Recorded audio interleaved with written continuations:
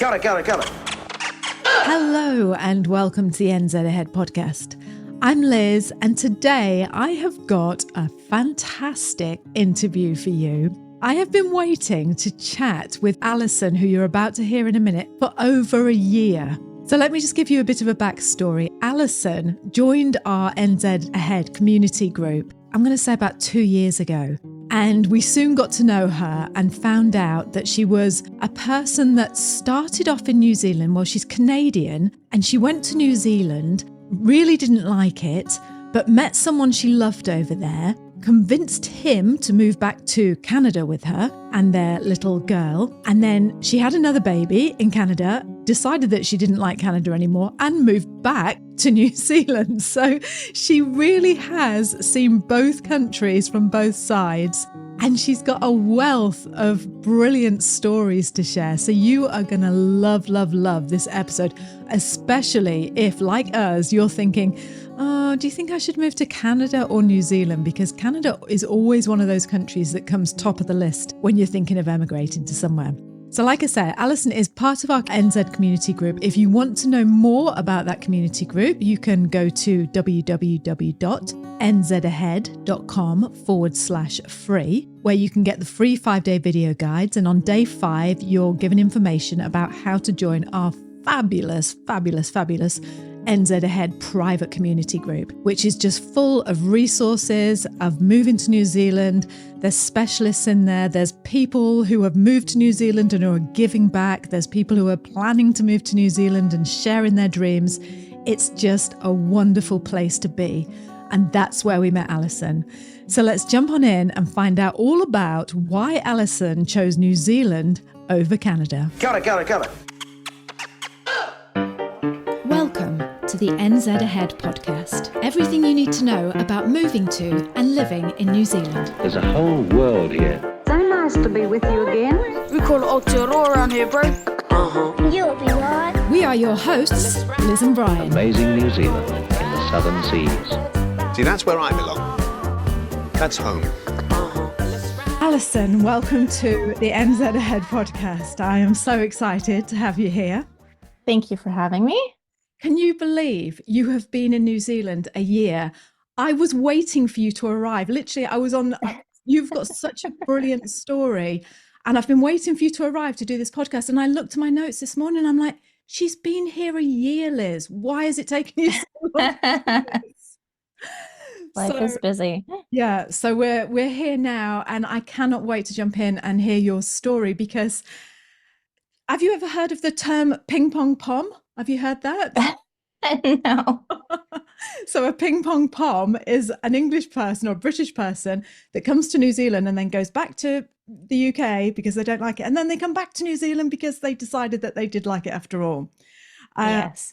So we're going to be talking to you. What's the slang word for Canadian? Is it Canuck or? A Canuck, maybe? A Canuck. So Or a hoser.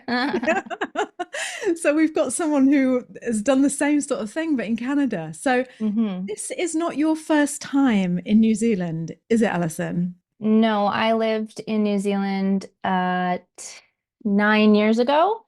And at that time, I lived here for 5 years before I went back to Canada. Yeah. So before we jump in and find out why you went back to Canada and then why you came back to New Zealand, could you just let us know who you are and a little bit about your family?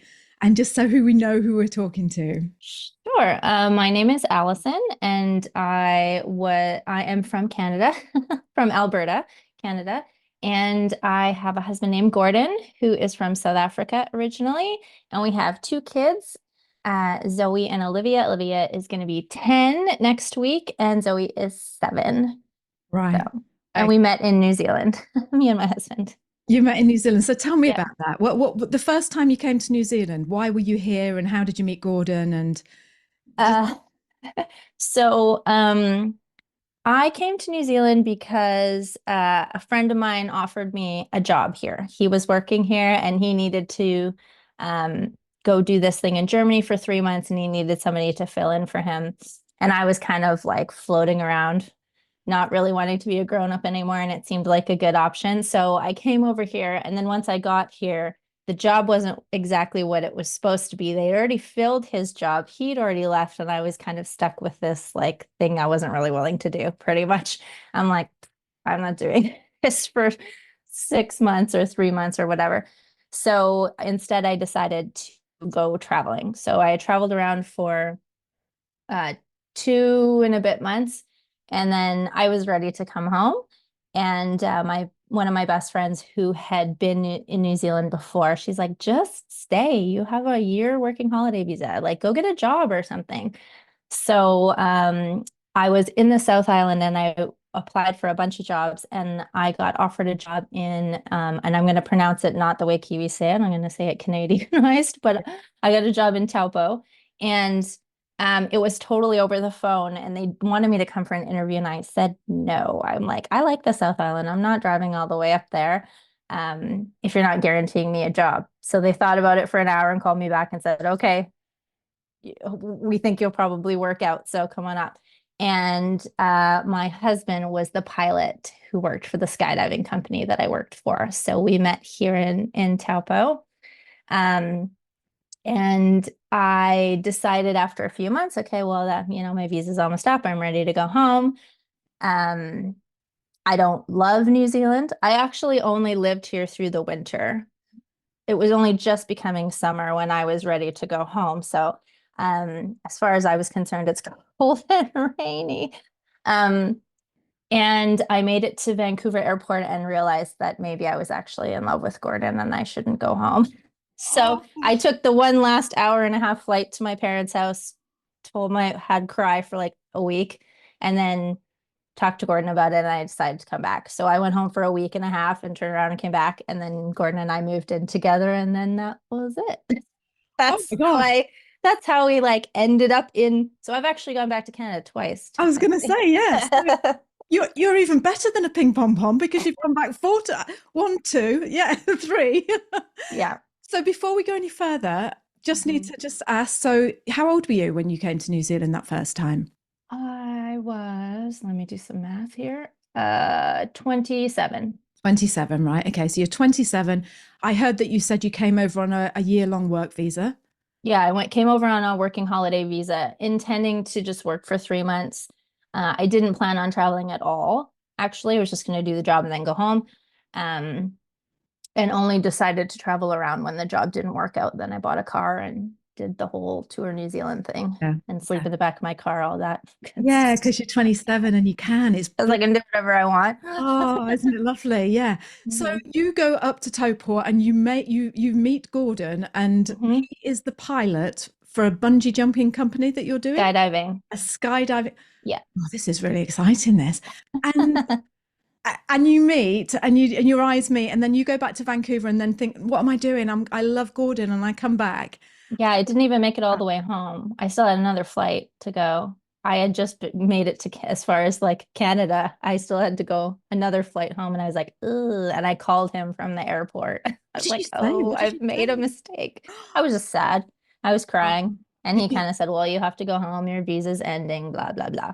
Yeah. And when I got home and realized how upset I was, my mom was like, I think you need to talk to him because this is not okay. So either you need to move on with your life and stop being sad, or you need to talk to him. So I talked to him, and he's like, well, then if you want to come back, we can try and figure out how to keep you here. So that's what we did. This is like a love story, like a real Kiwi love story, Canadian, South African love story, isn't it? So you went back. Was he still working as a skydiving pilot? Yeah, I just went right back to my boss owned 2 skydiving companies, because there was 3 at the time in Taupo. And so he'd already given up my job, but he was like, I had a feeling this would happen. So he gave me a job at the other ones. So I just went right back to my job. You fell right back. And then what happened? What happened when you went back? And tell me that. Well, we decided, because we went through the partnership category to sponsor me, we pretty much had to prove we were in a relationship. And up until that point, it had been real cool and breezy. So there was no evidence. So we moved in together, got a bank account, rented a house, all the things all at once.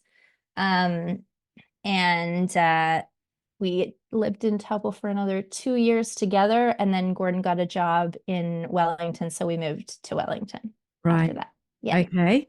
And then are you happy in New Zealand now you're with Gordon and you're just in love? Have you changed your mind about New Yes, Zealand? but part of my thing is I said I will not stay here. So if you are into me, you're moving to Canada eventually. So we made a deal that as soon as his career was kind of in a place where he could probably get a job in Canada, we would leave. Right. So as soon as he was working for Air New Zealand and had a good CV, we right back to Canada. And I had zero intention of ever staying here. Like that was never, ever, ever a plan ever for Why? me. Why? I just didn't like it here. I'm not that I didn't like it here. That's not exactly true. I just had a hard time being away from home. I had a hard time that everything is very, very different here. The weather is very different. I miss my parents. I miss my friends. And I'm sure anyone that has immigrated anywhere, I don't like sounding different. I don't like that every time I go anywhere, someone's like, "Ooh, where are you from? Are you American?" Or where, like I have to tell my story every time I go somewhere. And that used to really bother me when I was younger. Now I could care less. Yeah. But I didn't appreciate all the things New Zealand had to offer because I didn't have kids. Yeah. It was just about me. And I'm not a very outdoorsy person. I like to go camping, but I'm not like a go hike up a mountain and go mountain biking, things like that. That's not me. So a lot of that amazing stuff that New Zealand has, I don't really do. So for me, it was just I'm living in a windy place like Wellington. I'm living in a windy place, working a job. Everything's expensive. It's raining. I want to go home. That's kind of how I felt. Right. Right. So it was just, I was thinking about it more from like a selfish perspective. And Gordon was keen to have an adventure and go somewhere else too. So it was never really a big deal that I wanted to go home. He was always okay with it. Before we jump into, I just want to, before we jump into the whole Canada side, because Yep.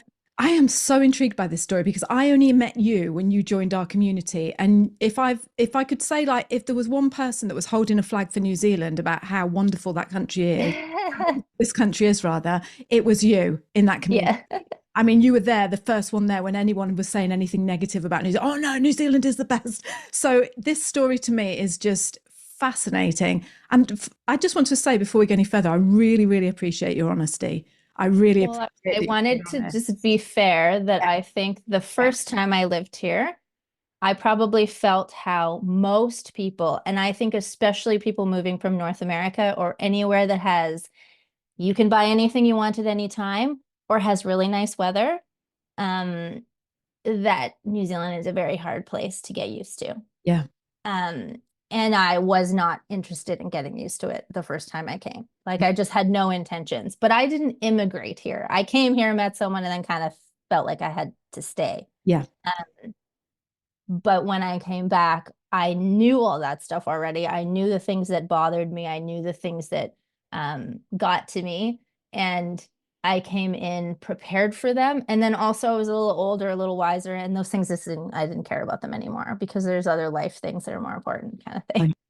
So before we jump back into when you came back to New Zealand, first of all, let me just get a little picture of Gordon. So he's South African, you said. Yes. Yeah. How come he's working in New Zealand? How did he manage to do that well? So actually when Gordon was, I think he was 18 or 19, he went to the UK on a 2-year visa. While he was living in the UK, he lived in London for a bit and Newquay for a bit. Oh, Where he managed a bar there. really? While he was there, his parents immigrated to New Zealand, Right. just like his whole family home gone. So when his visa was up, he had no home to go to. So he went back to SA for a little bit, I believe, if I remember his story correctly. And he was like sleeping on friends' couches and stuff. And he realized like there is nothing for me here because I want to be a pilot. I can't get ahead here. So he was just working, not the best life. And then his parents kind of dangled a carrot that said, we'll help you get your pilot's license if you move to New Zealand. And because he was still under 21, he could come in as a dependent. Right. because they had always added him on their application in case he wanted to come. So that's what he did. So he got on a plane and moved to New Zealand and got his pilot's license here. Yeah. Nothing like a bit of bribery, is there? Yeah. Nothing I mean, like- they tried it on both kids, but it only worked on one. I'll get you a job as a pilot if you come to New Zealand with us. I like that. I like those much. parents already. I haven't met them, but I like them. So when you both got back on the plane and went back to Alberta, first of all, how old are you now? I like to know how old people are so I can get a picture in my head. So I would have been 31. Okay, so And my oldest daughter was 11 months old. oh, hang on. So you had a baby in New Zealand? Yeah, yeah. Oh, Olivia was okay. born in New Zealand. Yeah. Right. Yeah.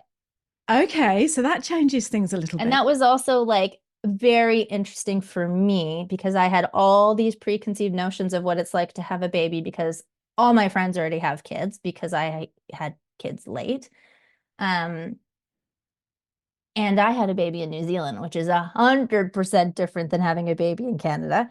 And then I also had a baby in Canada. So I was like, had these two things. And some of the things that I thought were like, oh, I hate this about New Zealand. When I went to Canada and got the Canadian experience, I'm like, oh, I wish I was in New Zealand because this sucks. Like just some things were better and some things are worse. And the things that before I had babies, the things I thought would be better, in the end, I didn't care as much about those things. So that was, I found very interesting, actually. It's always the way, isn't it? It is always the way because you think, oh, yeah, it'd be much better back home or back. Yeah. And then you get there and you think, oh, God, no. Actually, Yeah. thinking, what was I thinking? Yeah, like when I had a baby in New Zealand, I was in the hospital for 4 days. And then you have a nurse come and check on you every day, or a midwife come and check on you every day for 2 weeks, and then once a week for 3 months, and then once a month for a year. You come have a baby in Canada. And I went home the same day and no one ever came back. Like, no, they were like, enjoy, keep it alive. Really? And I actually ended up hiring a midwife when we were in Canada because I wanted a similar experience. But Right. when we were in New Zealand, I didn't like that you don't have an OBGYN unless you are high risk. So I paid for a doctor. So I actually went like private because I wanted the Canadian experience in New Zealand. And then when I got to Canada, I wanted the New Zealand experience. You're a tricky one. You are, Allison. It was funny. It's the things you think you want because that's how you've always done it, or that's how you've known it to be. And you don't realize that it's okay for it to be different. And sometimes it's better. Okay. What was that thing you said? An OBGE? What's that? Oh, obstetrician. Oh, okay. And not just Baby doctor. a baby doctor. So Right, we okay. call it an OBGYN, but that's okay. I can just picture it. So here you are, you're living with Gordon now, you're married, you're in Wellington, you've had a baby girl, Olivia, and she's 11 months old. And I can empathize with why you would want to go back because you'd probably want to be with your mum and your family because you didn't have anyone else over here. It was just you and Gordon, right? Well, Gordon's parents were here, but at the time they were living in Auckland and his parents were both still working. They weren't retired. Right. So we only saw them twice a year because it's a 9-hour drive. And the flight is pretty expensive. So we just never seemed to visit them. Right. We like just special occasions, but we could have lived our feeling, or my feeling especially, was like I could be in Canada right now. I'm seeing your parents just as often. Yes. Yeah. I could like see my mom every day. Yeah. But so we didn't really have a support system in regards to having kids. And Wellington is a city, and we were right in the city, so it was a very different experience than suburbia, which is what we were going to when we were moving to Canada. And anyway, they live in Auckland and they're just busy bribing their other child to get over to New Zealand. So far, no success. Yeah. I don't think it's going to work. It's a little late now. You get back on the plane. Mm-hmm. This is so interesting because we have so many people, including myself and Brian, that Canada or New Zealand. It's always those two. And we know lots of South Africans and lots of people from the UK in Canada who have made the move to Canada and chose Canada. Yeah. For whatever reason. It was easier, it was closer, it was whatever. Yeah. Yeah. So I am dying to know then. So you get back on the plane and you go back to Alberta. Is that where you went back to? Mhm. Tell me about Alberta. What was it like? What, apart from your family, what draws you to Alberta? What do you love about Canada, or what did you love that drew you back there? I love the mountains. I missed the mountains. I missed the sun because where we live, although it gets very cold and snowy in the winter, it gets one of the most sun hours of anywhere in the country. So I like the sun shining. So that was one of the things. But I think when we actually had Olivia, our main draw to Canada was one, I just wanted to go home. But um, for Gordon, he felt like he had more opportunities to fly internationally and fly for a big airline because there wasn't just one or two. There's like a lot more options. And we knew that at that time, knowing what we know now, we should have just stayed. But we couldn't get ahead in New Zealand. We couldn't afford a house. We couldn't save enough to have a deposit, whereas we could move to Canada and buy a house right away Right. because the prices were so much cheaper and groceries were cheaper and daycare was cheaper and my parents were there and my friends were there. And I know that sounds silly, but I love to just drive in a straight line on a big highway and see the prairies. So, Yes. which is probably why I like the South Island Yeah. because Yeah. there's areas where it feels like that. Um, but we were thinking of it more from like a money side. We can get ahead there.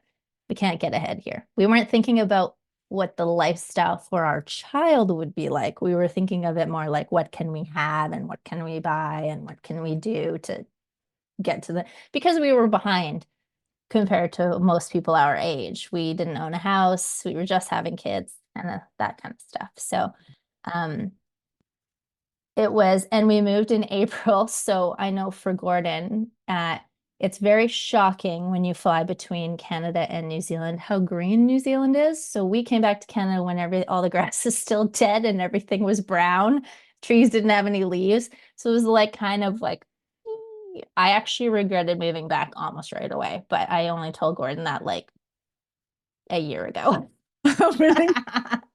I was gonna say to you, at what point rather, did you just think, oh no, I've made a mistake?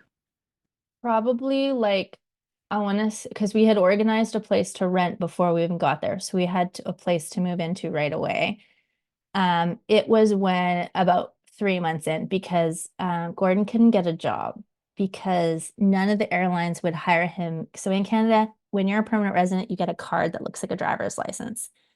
So you are a permanent resident, you have all the paperwork to prove it, but you also get a card that you have to provide your employer or whatever. And no airline would interview him until the card came in the mail. And because the government is slow, he didn't get his card for 6 months. So he was just at home with a 1-year-old when he's like, I just gave up a career at Air New Zealand to sit at home and watch cartoons. Yeah. And he was pretty dark Oh. on everything. And then as soon as he had his card, he got an interview and got a job right away with WestJet, which was fine. But then my husband is now away and I am the sole caregiver plus full-time job of a child who's every working parent knows this, constantly getting sick. I take time off work all the time, but my husband's not going to be home at 5. My husband's going to be home in 4 days. Oh. And at the time, my parents weren't living in the same town as us. They were 3 hours away. So it was just like, what have I done? Yeah. We have no money and I hate it here. Like when it was like adulting time, I was missing the things about New Zealand because I took my job with me actually because I did payroll for an engineering company in New Zealand that owns locations all over the world. And so I did all the payroll for the UK, Canada, and the US. So I convinced them to let me take my job with me when I moved and work out of their office in Alberta. Oh, that's good. But because I did that, they had to put me underneath the Canadian team. So I got a new boss and a new contract. So I took a pay cut and I worked twice as much. And they kept trying to give me more. They're like, oh, we don't think your workload isn't very high. And that was when I really noticed the work-life balance. Like in New Zealand, if my kid was sick, they were like, please don't come. Yeah. Or make sure you take your 4 weeks off. I come to Canada and they're like, oh, if you take one more sick day, we may have to fire you. Like you can't keep taking sick day. Like it was, and my workload tripled and my wages went down. And I was like, what have I done? Yeah. And that was something I noticed when I first came to New Zealand. I was like, why is everyone so slack? No one works hard. Everyone's so lazy. And it wasn't that they're lazy. It's just that You are here because you love New Zealand, just like me and Brian. And me and Brian made it our reality of moving over here. We arrived in New Zealand in 2009 with 2 small children, and I tell you what, hardly any information to our name. We came over here with no resources, no contacts. We knew nothing. One night while we were sitting around the fire when we got to New Zealand, we said, wouldn't it be great if we made something for other people in the same situation as us that gave them everything they needed to know about moving to New Zealand? And that's just what we did. We started a community of people, of like-minded adventurers from all over the world who are making their dream of moving to New Zealand a reality. This community is made up of 400 beautiful souls, each one bringing their own story, their own needs, their own information to our community. And I just love it. I tell you, it's just the best community in the whole wide world. If you would like to be part of that community or get to know more about it, then you can take our free 5-day video guide that we offer.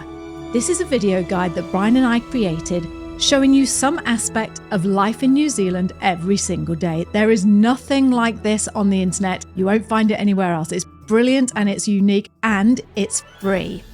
So sign up to those 5-day video guides, and on day 5, I'll give you more information about how you can join our beautiful New Zealand community. Sign up now by going to www.nzahead.com/free.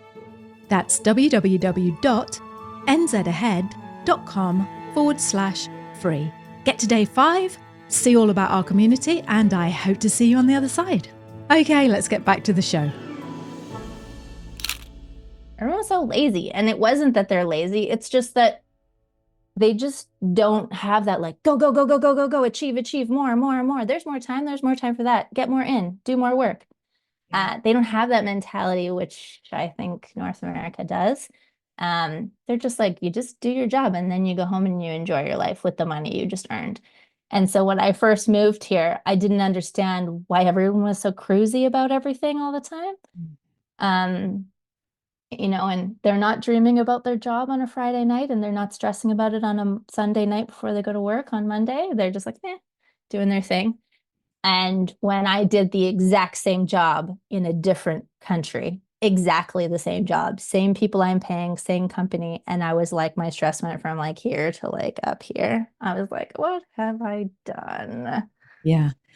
Do you know what? I'm so glad that you're saying this, because me included, I have this, you know, because we lived there for a year and it's like, oh, Canada, you know, and I don't think I'm the first to say this either. I've got this impression of Canada, like snowy log cabin. Everyone's just like, so like, hey, howdy, everyone. You know, like life's really cruisy in Canada. Oh no, that's a really crap Canadian accent, but it's just, do you know what I mean? You have this. And it could be like that, but not if you need to live in a major city where there's a major airport. Yeah, and also make money to raise your family. Yeah. And like you said, and for Gordon and I, that was like the dream, I guess, would be to live in a place that was like a smaller town, with a little bit more of the lifestyle that we wanted. And we realized that in Canada, that is completely unaffordable for us and likely never would be. So yes, Canada was cheaper, but to achieve what we wanted to achieve in our lifestyle, that was actually way out of our reach, really. Yeah. Because those places exist. I just can't afford them. No. And that's the thing, isn't it? Yeah. And the same as, you know, same in New Zealand as well. Everyone thinks they're going to come to New Zealand and live in the little mountain huts and just, you know, just sit by the lake all day, Walden Pond, just looking out. And I'm in New Zealand now. It's just, you know, it's keeping that reality, that perspective, isn't it? But like you say, and we'll get to that in a minute when you return to New Zealand, but the New Zealand attitude is just, it's exactly like you just said. It's like, why would you, if you need a day off, then of course you just take a day off because your child's sick. Mhm. So yeah, what was I going to say? Was it horrible when you said to Gordon, Gordon, I don't want to live here anymore? I know I you. didn't say it. Who said it? He said it. Oh, he said it. Yeah. Why? What did he say? During the pandemic, because Gordon was an airline pilot and because everyone was going everywhere, as you know, um, they laid off massive amounts of employees. But because Gordon is a training captain, which means he flies, but also would train other pilots. And because no one was flying internationally, the big planes weren't going anywhere. The small planes, however, were still going within Canada and stuff. But their contract says all the guys at the top get to bump down so they don't lose their jobs. The guys flying the small planes all lose their jobs.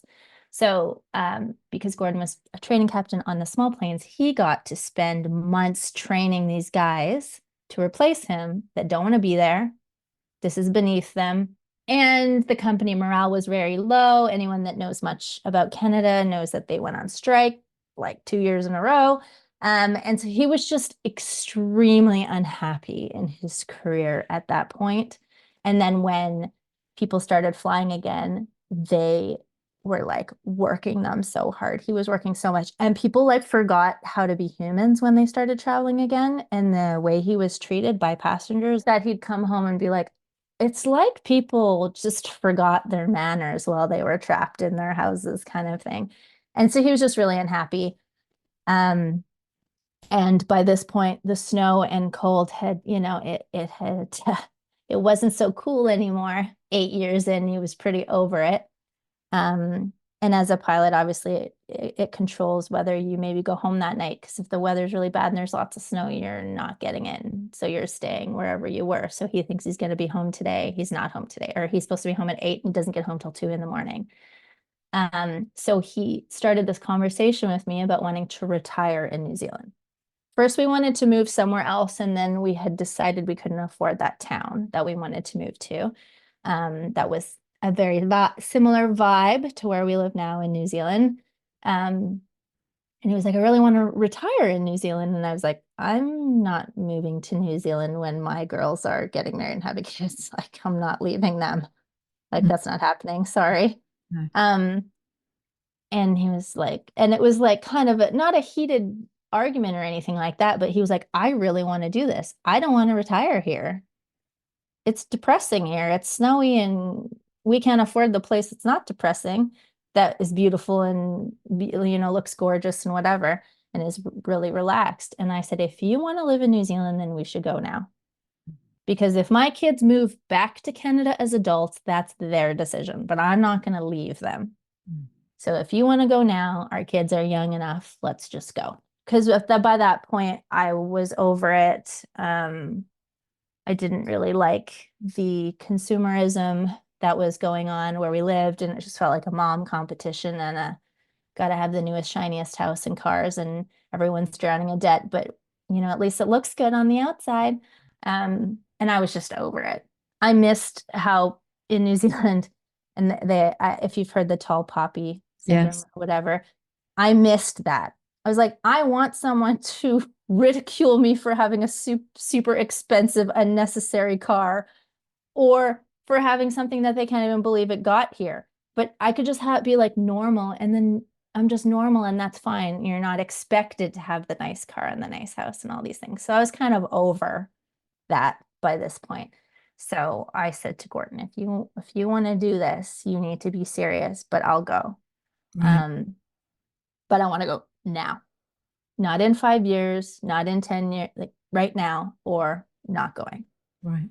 Because our kids are starting to make friends at school. We're in this place where it's like, it's either now or never kind of Now thing. or never. Yeah. Yeah. And I think I shocked him that I was willing to move back, but we also hadn't been able to see his parents for 5 years because of COVID. Yeah. So, yeah. Yeah.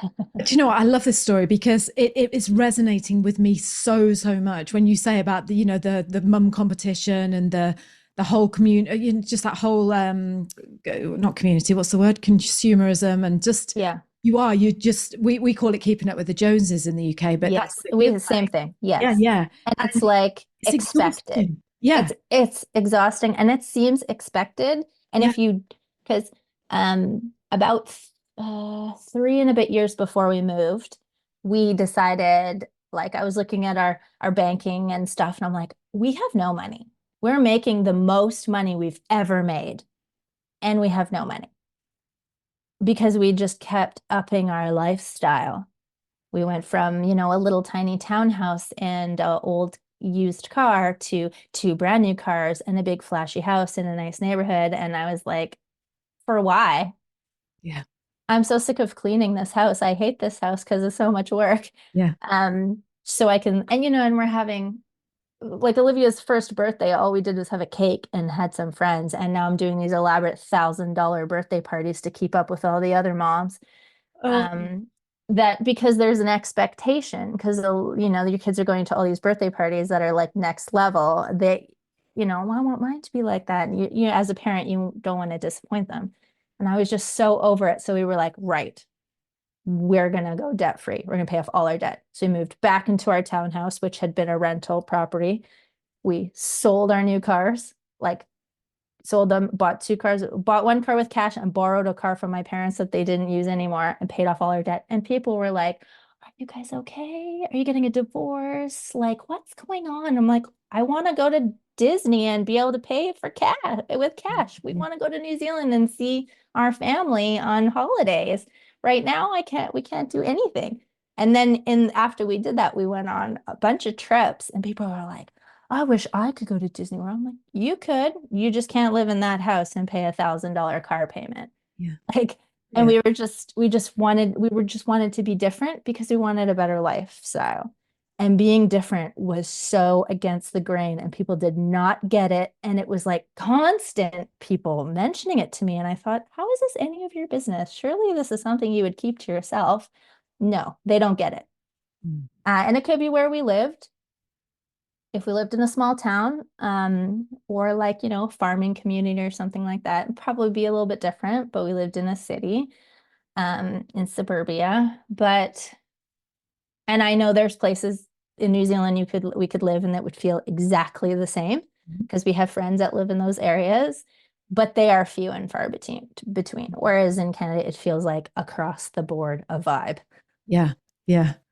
Like Instagram life. Everybody wants to look It like each really other. And is. we were just so over it that kind of put a sour taste in my mouth that I can't be different. Whereas in New Zealand, I felt like everyone does their own thing. I've never been to anyone's house in New Zealand that I felt like that they cleaned up before I got there and that it's immaculate. And I thought like, oh, I wish my house is this nice. Never. They're just like, hey, I want a cup of tea. Just like pop over. No one cares. No. But in Canada, it was like, did you have a cleaning lady come in before I got here for us to have a cup of coffee to catch up? Like, it Yeah. was just, Oh, I I know was what sick you of it. mean. I don't know how to, I could go on about that for Oh, hours, no, probably. I'm keeping it. I hope the people watching this and listening to this are as I'm interested just so as I sick am. of it. Yeah, And it it's was such a breath of fresh air. The very first birthday party my kids got invited to here. And it was literally like what I would have had when I was a kid. It was just a exactly. cake at someone's house with balloons. And I'm not at a play place with $25 party favors and a professionally made cake and all of the stuff. Oh my It was God, I nice. hear you. Yeah, I It really was nice. hear you. It's just, I remember, oh, anyway, but yeah, same thing in Bali, we'll hire a bouncy castle and we'll get a Yes. clown and we'll do this. And it's like, what on earth are you doing? And you're sucked into it and I you're mean, that's carried along fine. with I mean, it. there was always the one kid that had that when I was a kid because they had rich parents, but now it's like everyone has it. Yet no one's rich. No, Like no. I'm just thinking like, did you just max out your credit card? Yeah. Like, especially when you'd go because of where we lived, it's kind of a feeder location for airlines because it's very near the airport. So lots of pilots living there. Most of the time, not always, but a lot of the time, pilots' wives tend to stay home because they're gone all the time. It's just hard to manage life with more than one kid, really, if you also have a job. And I'm thinking, I know what you get paid because you have a contract that's standard. So your husband makes what my husband makes. And I know we can't afford this life. So you definitely can't. Yeah. Yeah. And there was so much of that I was like, ugh, I just can't with this anymore. I'm so It over wears you it. down, doesn't it? It wears you down. Yeah. Before we jump in, and I keep saying, Didn't have to move countries to fix that, I'm sure, but well, I really admire as well the fact that you just got rid of all your debt and you just went back to, and again, it's very similar to our story. I went and bought a burger van, like, just to pay off our credit card because it was the same sort of thing. It's like you're just getting higher and higher and higher in debt. And you just suddenly think, what am I doing? This isn't me. This is not what I want deep down in my soul. and I'm not happier. Exactly. I'm not happier. No, So you're not. what's the In fact, point? you're more miserable because every day, every month you see that. Oh, I just used to dread checking the bank in. I was like, oh, I'm just not going to look. I'm just not going to think about it. Yeah. Just I keep don't want to going. spend my life and my money trying to make other people impressed. Yeah, 'Cause exactly. I don't care what they think anyways. Yeah. So going back to your girls, so we've got Olivia and what's your other daughter called? Zoe. Zoe. And Zoe is born in Canada. And how old were they when you decided, right, this is it. We're going to move back to New Zealand? They would have been 8 and 6. No, almost. They were 5 and 7 because we actually sold our as soon as we decided that we were gonna go, we had like a 2-year plan. And then a friend of mine who's a realtor, I had kind of put it out there to him, asked him like, oh, do we need to do anything to our house to get ready, stuff like that. And he just randomly sent me a message and he's like, the market is very hot right now. And I'm not sure you'll ever get as much money for your house as you could right now. I don't know, but it's like way higher than it was because we bought at a really high time. So we were always behind the ball and we always would have owed money. We never would have made money on our house. So he's like, if you guys can be ready to sell now, I think you should take advantage of it. That would have been in 2023. Right. Okay. No, 22.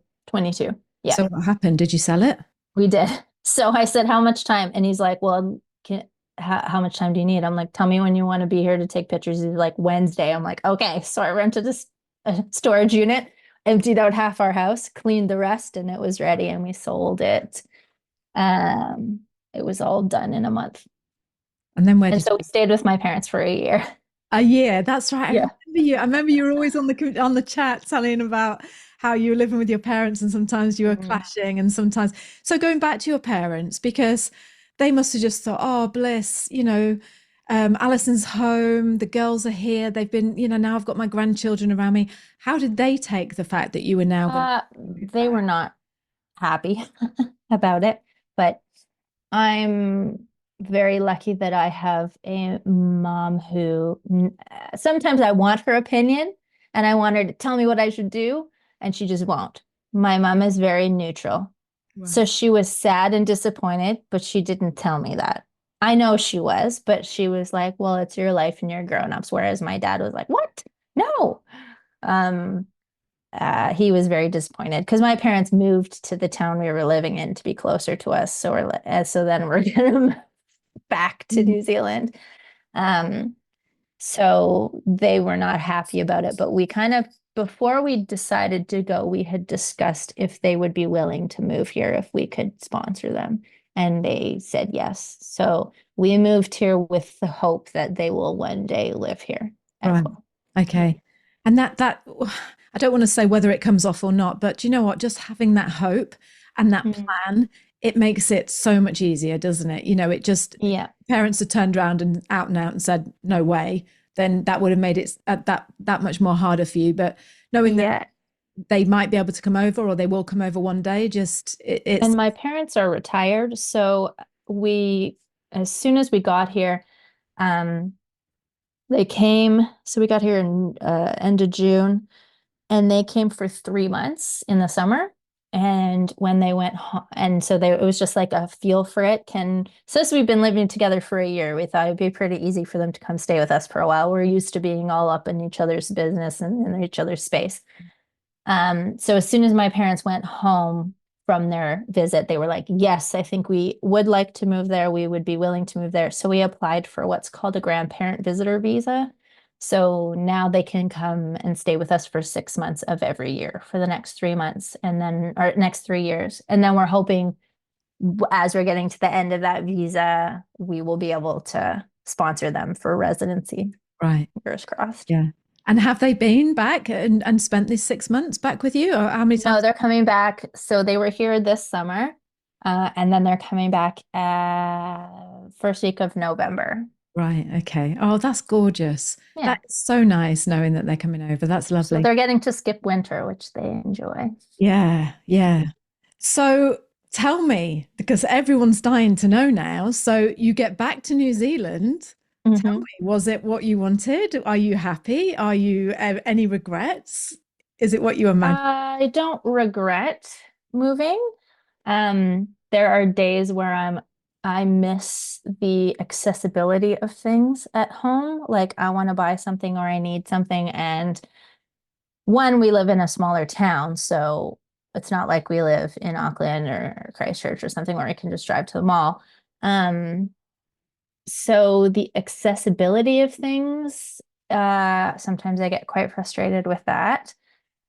And other than that, everything else I was prepared for. So there's obviously the houses are not well insulated with central heating and nice and warm, unless you have a new house like they were in Canada. But we were ready. So I was like prepared for all of this stuff. Yeah. But I would say I struggle when the weather isn't great and I miss home. But in general, we're good. And the kids have been good. They've had their days, but all in all, I was pretty impressed at how well they've done to like assimilate. Because one of the things that we really noticed, because my oldest daughter is 9, like she's aware of what's going on, is the education system for one. My kids are in a pretty, I don't know what you call it. Their school is very lax. They don't even wear uniforms. They're the only school in town that don't wear uniforms. So it's a very like, if you need a brain break, go climb a tree. Like it's very loose. No one has a desk. Whereas my daughter is used to coming into her square box classroom, sitting at her assigned desk the whole day. And having her 10-minute recess and her 10-minute recess kind of thing. And so for her, for the first little while, she's like, I don't even think we're learning anything. I don't think they do anything at school here. Like all we do is run around and play. They are, it's just so different that she's not used to it. Whereas my younger daughter, so my older daughter is very good at school. So she found this easy. So I felt like she was slacking, and I still do. Whereas my younger daughter was really struggling at school in Canada. She struggles to sit still. She has a hard time with learning, and she likes to be outside and play. So here she's excelling at school because they're teaching them and they don't realize they're teaching them. So like she can read now and she can write. And so this environment for her is much better. So it's maybe not as challenging for my older daughter, but is very beneficial for my younger daughter who really struggled in that more structured system. Again, And here they can ride their bikes to school and all year round. it's interesting to see that difference, like you say, with Olivia being so academic and you're worrying about her, and then your younger daughter just just fitting is actually making her excel socially, and she doesn't know it, but she's learning loads as well. So it's really interesting to see. I forgot to say as well. So how did Gordon just get offered a job, and did you have your visas already? I forgot to mention. Oh, so that was a very complicated process. So when we came over in the January before we moved for a holiday, because I was like, okay, we've already sold our house, we've already committed, but I want to just make sure, because at this point I could still change my mind and go buy something else and stay at home. So we came over, me and the kids came for 2 months because I was like, I just want to be here. I want to travel around. I want to see my friends. I want to go to the school they would go to. I want to see all the places. I want to make sure I still want to live in the town that I said I did.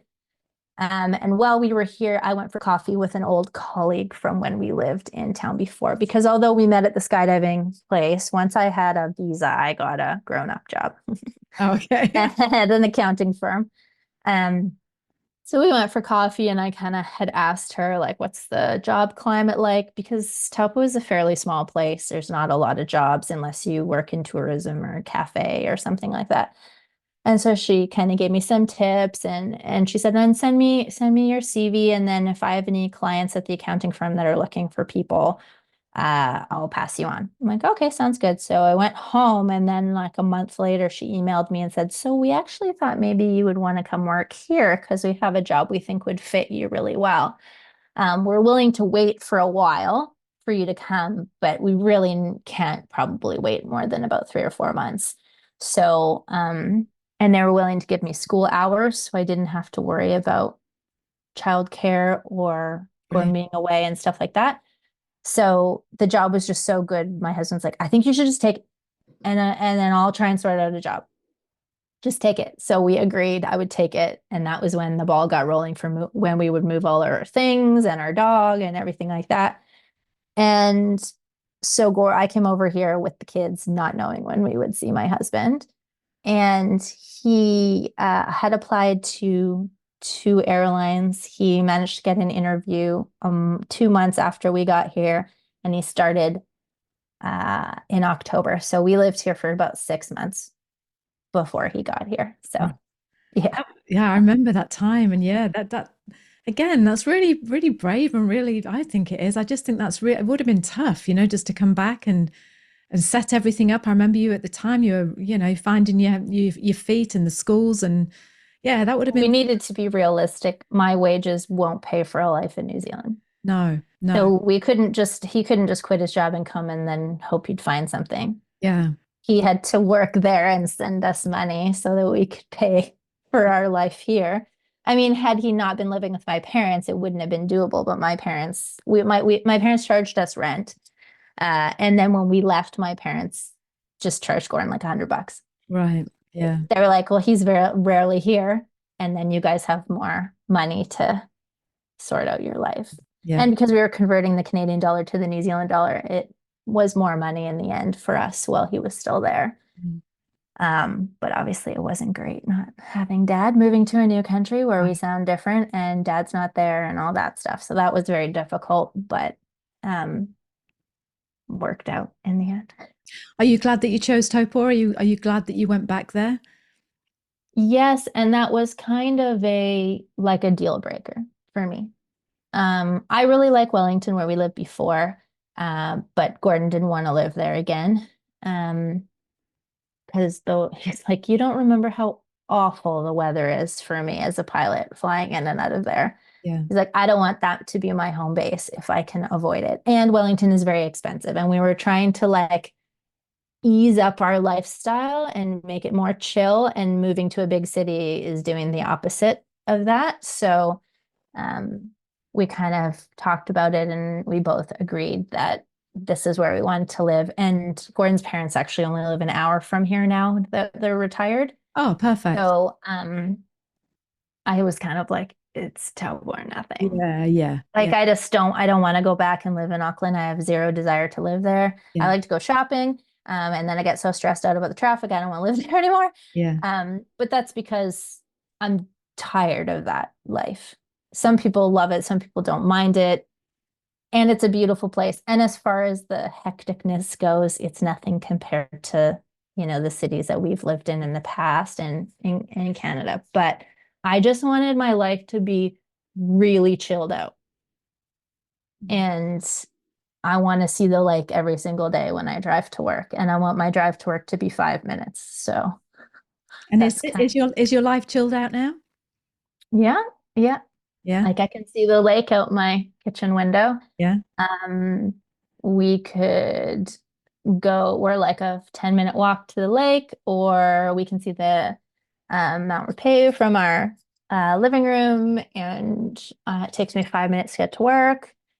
And I can do anything I want to do in town within a 10-minute drive, and it's pretty laid back, which Yeah. is what I like. Yeah. I mean, for Gordon, he commutes to Auckland, so it's a lot more hectic for him because he's driving 3 hours to work and back.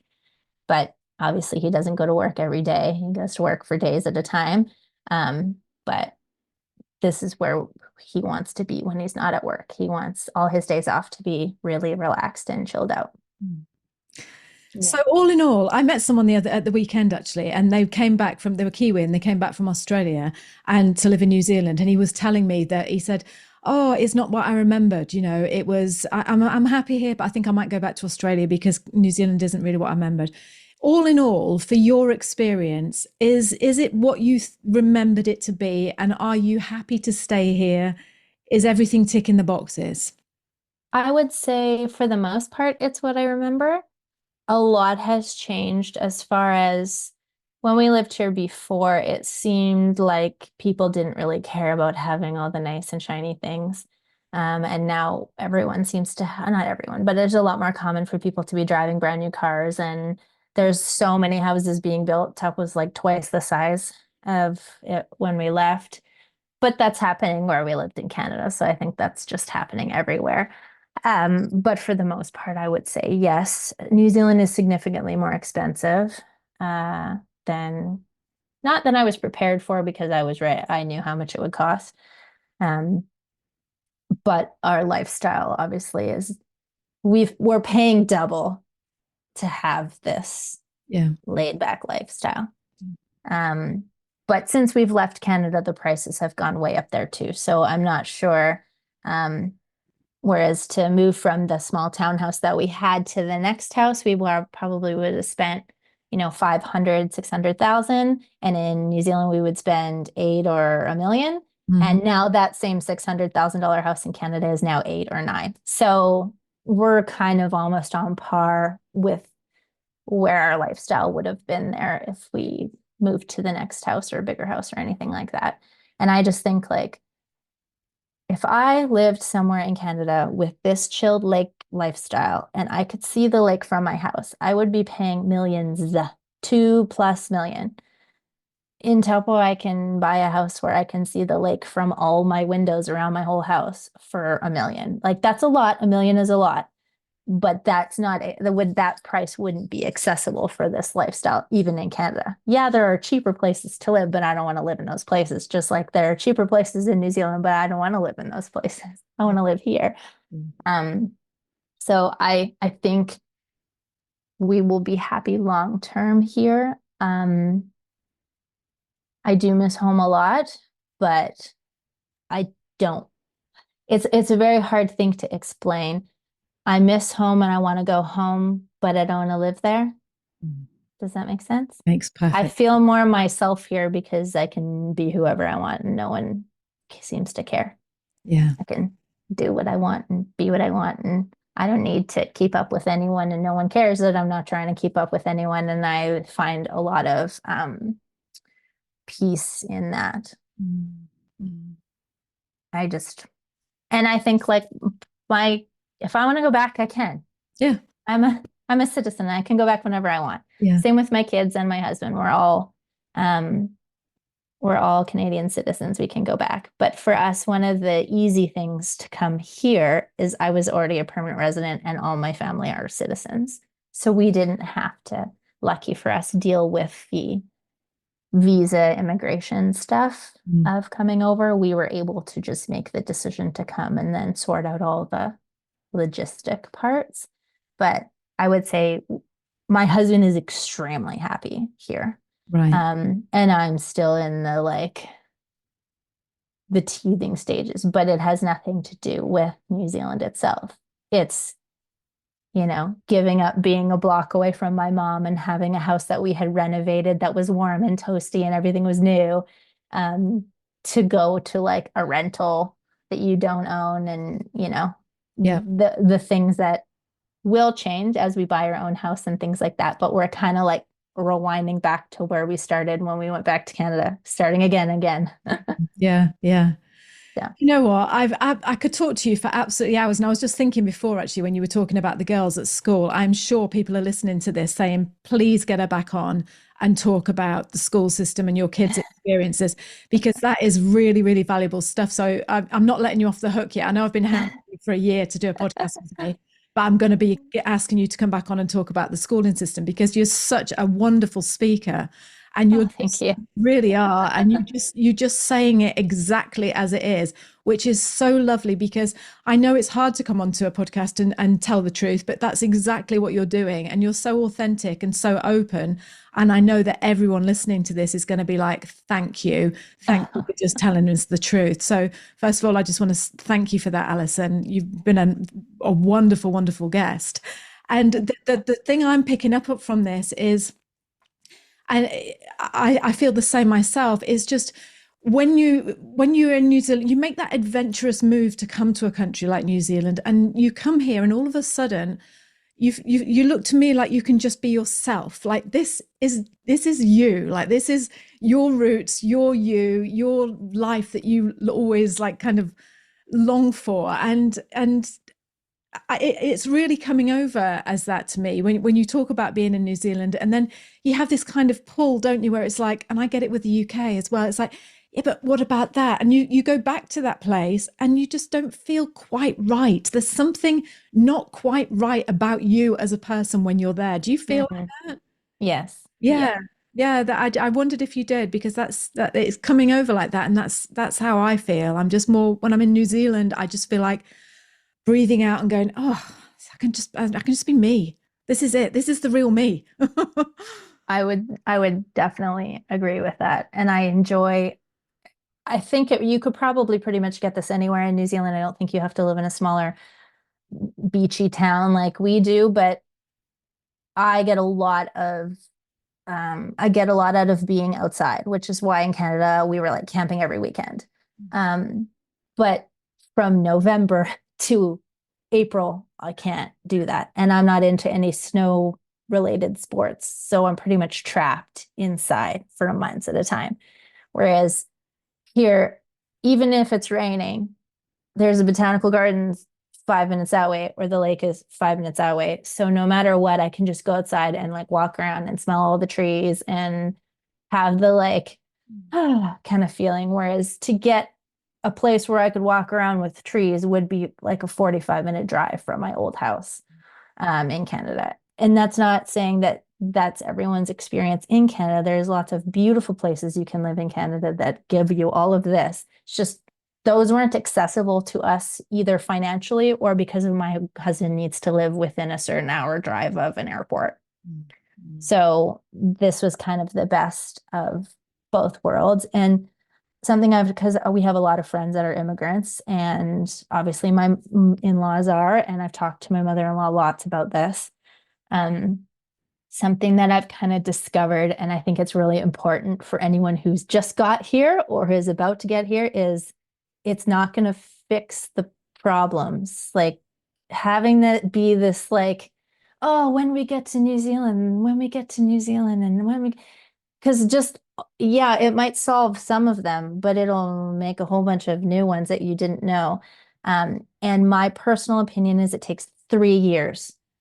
Right. You need to give New Zealand 3 years, because your first year, you're going to hate it and want to go back all the time. That's what I believe. The second year, you have that less often and you kind of get more settled in. And the third year is when, if you're not feeling like this is home, then maybe you should go home.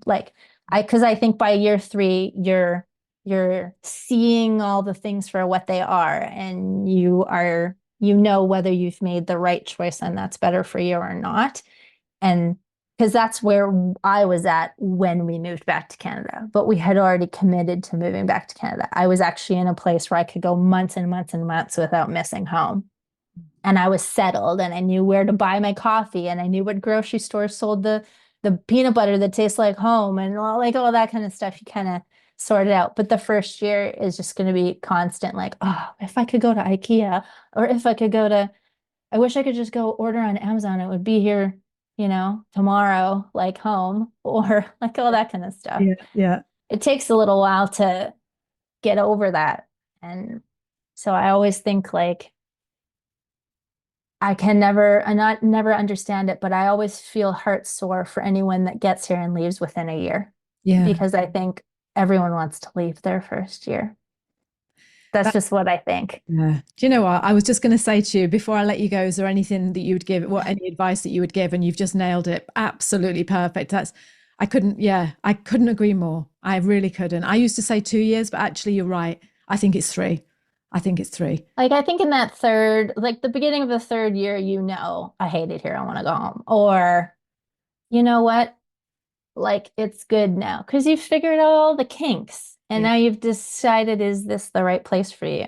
Just like probably moving to a new city, moving to a new community, starting a new job, that, that kind of thing. But because, and like, I think for Gordon's parents moving here, a lot of the stuff is the same. And I think it's probably for the UK is the same. They drive on the same side of the road. Rugby is a big deal. Cricket's for us coming from North America, everything is different. Right. Everything. There is nothing for me moving here that is even slightly similar to home. So I know that it takes a little bit longer or I think it takes a little bit longer to get used to everything. And it takes some time and figure out your groove. I guess, I just think that's really important because I know at year 3, I probably could have stayed. We didn't, but we could have. And I know my mother-in-law said the same thing. It took her like 3 years, and it took her owning her own house in New Zealand to feel settled. Whereas I don't necessarily feel that, but I mean, some people who've owned a house their whole life, it's hard to go back to renting. Yeah. Yeah. So I think maybe once they're able to take that next step, which for most people is 3 or 5 years, because you need to, you're becoming a resident or whatever, that it's important. And for us, I brought all our stuff with us. Right. I know there's team purge, team bring, or ship. We were team ship all the way because I wanted this to feel like home when I got here, because I knew for my kids, everything would feel different. So I wanted the couch to be the same and the same blankets and the same, all of this stuff, Yeah, that again, we were as well. We were team ship.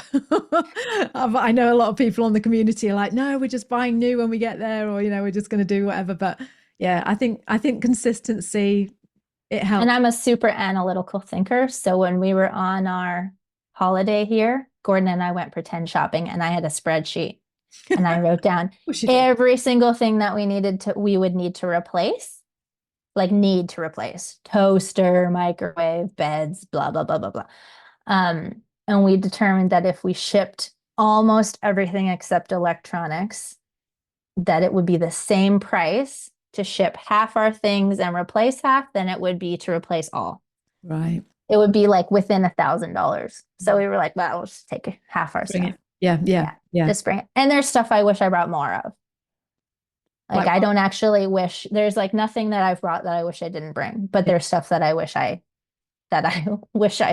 put on that truck and not left. What do you wish before I let you, I'm dying to know, what do you wish you'd brought? I probably would have bought 2 more, because I did bring like my mixer and my sewing machine and stuff, but I wish I'd brought another transformer, and I wish we had brought all of our tools, the electrical tools, and like my $700 blender and all the things that we had worked hard to buy that we really enjoyed, we're not going to replace them here because they're too expensive, or we will eventually. But like all my husband's tools and stuff, anything that wasn't a battery, that was, plug in, I think I would have just brought it. Yeah. And like, I don't like the vacuums that they have here. I probably would have bought a brand new vacuum and brought it with me. I probably would have bought a bunch of brand new IKEA furniture and brought it with me, because you can bring $1,000 worth of new stuff. Because I thought I'll just replace that. And then when we got here and we went to replace it, I realized the sizes, which I know, but in my mind, I just was looking at it online. The sizes are so much smaller here for the same price that I ended up just buying like old used dresser, like chest of drawers that somebody had repainted because it was a larger size. So like little things like that, I think I would have done. And I have a whole list of anything if anyone ever wants to know. I have it all broke down of what we spent on everything. I know exactly how much it cost us to move to New Zealand. It'll make you sick probably, but can we share that with the Slack channel? Can we put that on? Because that would be so helpful. That would be really helpful. Yeah. It wasn't Brian that told you not to bring your tools, was it? Did he say that? No. No. I think he was said to bring them. I was going to say, yeah, because I was thinking, oh God, I hope it wasn't Brian that gave him that advice, but I think he was the opposite. We just thought, oh, we'll just replace that. Yeah. Yeah. And it's fine. It's just when you go to use it and you're like, oh, I don't really want to spend $300 right now, but I really need a drill and I need a this and I need a that. And like our lawnmower, we didn't have a lawnmower in Canada because we didn't have a big yard. So we had to buy that anyways. But I said to Gordon, because they're all like, you could just buy that and bring it here if it didn't have any gas in it or whatever. So some stuff I'm like, we should have just brought that for the one time a year you use it. Yeah. Not having to buy a new one. And so some of that stuff I think I probably would have just brought. And because it's working so well with using my mixer and my sewing machine, because I don't use them every day, I think we probably should have brought more stuff that is like a one-off that you're only going to use maybe once or twice a year, but to replace it is, hundreds of dollars. I think I would have probably brought more of that stuff. And we left all our camping stuff because we were worried, because that's kind of on the list about getting searched. Yeah. And it has been, we're still trying to collect stuff to go camping because it's expensive and we're trying to get it on sales. Whereas at home, we just bought it at Costco or Bass Pro Shop or whatever, and for like nothing. Have you been looking at Facebook Marketplace? Because you can get some good stuff on there. Yes. Well, living in a small town that's far away from everybody makes it, there's not as much options for used stuff. But so that's something I would do. I would have cleaned all my camping stuff and brought it with us. Right. Well, that's a good thing to know. That's a good thing to know if you're on on that stage of just about to move over. And yeah, we will definitely share that list if we can. I'm going to let you go now because it's Sunday and I know that I've kept you for long enough. But do you promise that you'll come back and talk to me about I just want to know the differences because you said a couple of things now, but the schools especially, just the differences between Canada and New Zealand. I think it would be a wonderful podcast to do just that. Yeah. All right, then. I'm holding you to it. Sounds good. No problem. Okay.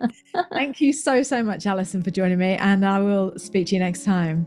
Sounds good. You're so welcome. Thanks so much. Bye, darling. Bye. Bye. Bye. I really hope you enjoyed that show as much as I enjoyed recording it.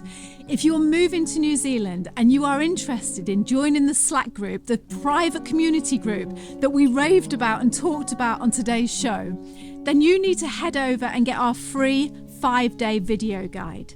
This is a video guide that sends you a video every day for 5 days, sharing some aspect of what life in New Zealand is like. It's absolutely free. And then when you get to the 5th day, you will be given the option of whether or not you want to join the private community, the one that we talked about. It's a fabulous, fabulous resource. I don't need to say anything more because you've already heard all about it. Go over, take the free 5-day video guide, get to day 5, and then you can decide whether or not you'd like to be a member and join our private community along with me and Brian and all those other fabulous people that are walking along the same path as you and making the move to New Zealand. So head on over to www.nzahead.com/free. Head on over to www.nzahead.com/free and get your free 5-day video guide. Get to day 5 and then you decide if you want to come and join us in our private membership group. I hope to see you on the other side.